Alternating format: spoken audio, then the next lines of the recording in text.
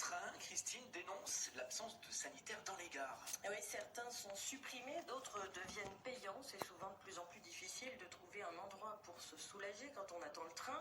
Exemple à Oissel, où les toilettes de la gare ont été supprimées depuis plus de 20 ans.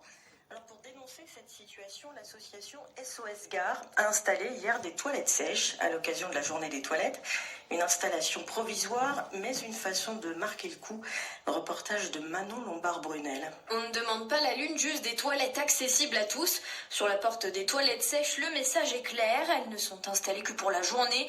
Au grand regret de beaucoup de voyageurs, pour eux, l'absence de sanitaire, eh bien, ça pose problème. Pas mettre des toilettes, c'est quand même embêtant. Ça devrait être accessible tout le temps, ça devrait être gratuit. C'est important. Il y a quand même l'obligation de laisser les gens aller aux toilettes s'ils ont besoin. Des personnes âgées, des enfants, à changer ce genre de choses. Quand il y a des attentes, il y a 2 heures ou quoi, là on est obligé d'aller prendre un café pour pouvoir accéder aux toilettes. C'est pas normal. Pas normal non plus pour Michel.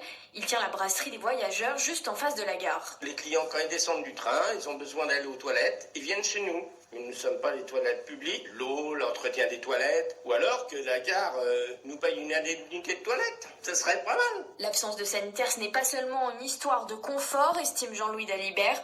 Il est président d'SOS Gare, à l'origine de la pose des toilettes sèches.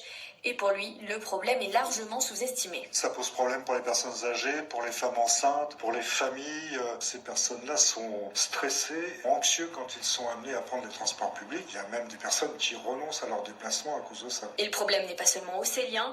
Dans le monde, l'OMS estime que plus de 4 millions de personnes n'ont pas accès à des sanitaires.